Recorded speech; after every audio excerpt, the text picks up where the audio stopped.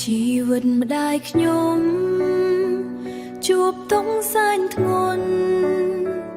មិនអាចពណ៌នារោគាឈឺចាប់ខ្លោចផ្សាក្រមគ្រារោគាឈឺចាប់ខ្លោចផ្សាក្រមគ្រាលំបាំងវេទនាកំពីលោកី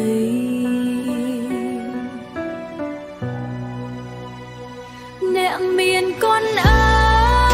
យកូនសាញ់សោកស្ដាយមិនបាននៅក្បែរថ្នាក់ថ្មរាំងសាបំរើមកថែឈឺចាំអត់លហើយព្រោះតែខ្លួនក្រ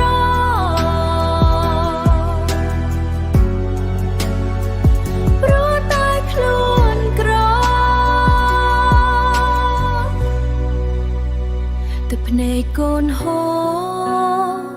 ស្រក់ចុងលើថ្ពស្រក់ចុងលើថ្ព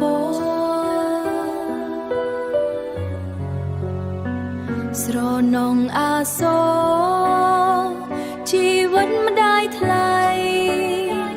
ធម្មជាតិលើលោកសាហាវពេកក្រៃ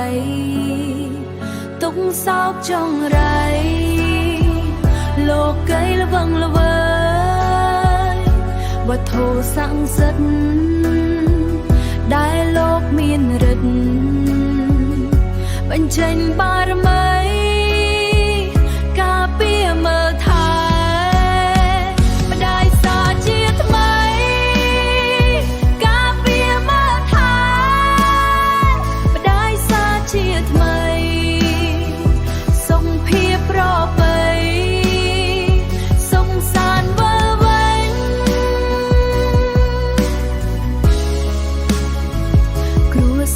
ជួបជុំ